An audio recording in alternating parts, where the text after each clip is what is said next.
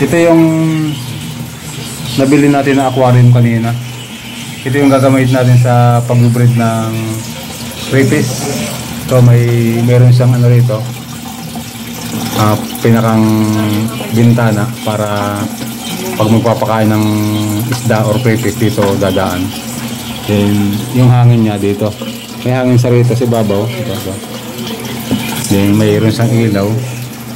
Dito natin yung ilaw niya yan. Nabili ko yan is 900 pesos. Meron na siyang sariling motor.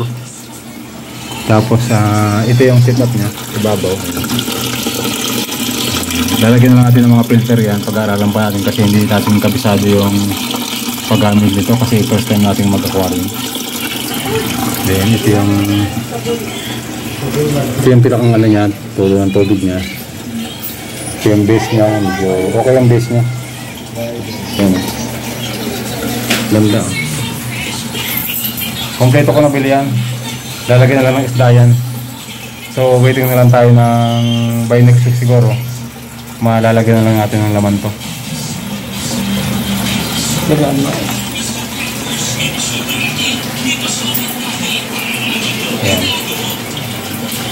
Yan na yung nabili nating aquarium.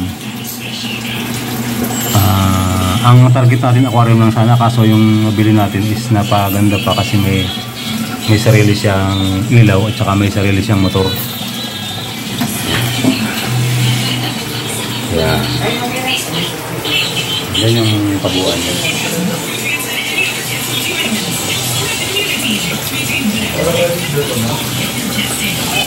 Ayan. So may switch ka rito. Mayroon siyang switch dito.